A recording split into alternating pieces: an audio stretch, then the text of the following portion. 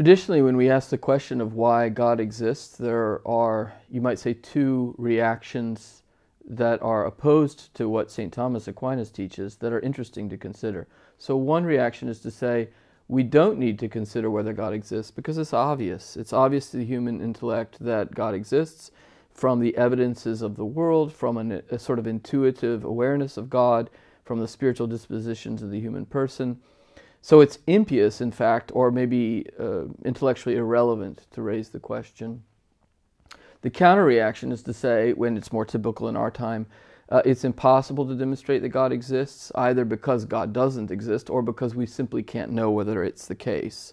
And so you might say, from the point of view of philosophical disposition or our human nature, we're just incapable of knowing or resolving the question of whether God exists. Aquinas holds a middle position between these two extremes, as it were. On the one hand, he does think that we can come to know naturally that God exists and that it's really normal, natural, vital to the intellect to ask the question. But that on the other hand, it's not obvious and it is a difficult question, so it needs to be treated with carefulness and respect. And it's possible for people to be confused and to intelligently disagree with one another about the question.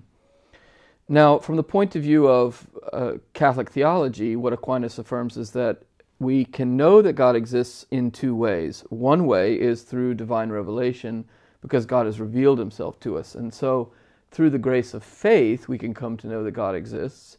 And you might say, well then, either, taking the two positions aforementioned, it's obvious through faith that God exists, so we don't need to study the question, or we can only know it through faith, so we don't need to think about it philosophically. But Aquinas says we can know that God exists with certitude through divine faith in the revelation that God has given us and the grace to believe, which is a gift of the Holy Spirit. But that grace doesn't destroy human nature. So we also need to ask the question, and should ask the question in accord with our philosophical striving to understand reality. Can we come to know that God exists by reason or by natural philosophical reckoning, even if we also believe and know in a supernatural way by faith that God exists in a higher sort of sense? And Aquinas has this compatibility view, so that it's natural to ask if God exists, and faith doesn't destroy reason, grace doesn't destroy nature. In fact, grace stimulates and invites nature to discover all its capacities and potencies, so that when we are religious people, we should actually strive to understand more deeply, more naturally, whether we can know philosophically, as it were, that God exists.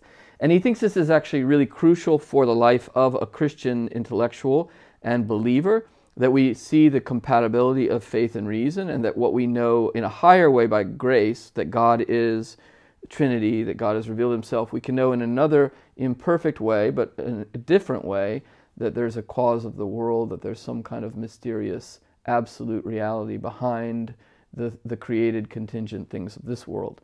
So that we have a kind of a synthesis or harmony between what we know in one way by grace and what we strive to know in another way by nature. And then therefore those two forms of knowledge can cooperate without any rivalry and without any desire on the part of one to suppress or strive against the other, as if to be a person of faith meant not being a person of philosophical reason, or being a person of philosophical reason meant not being a person of faith. Aquinas thinks the two always coexist in concord and harmony.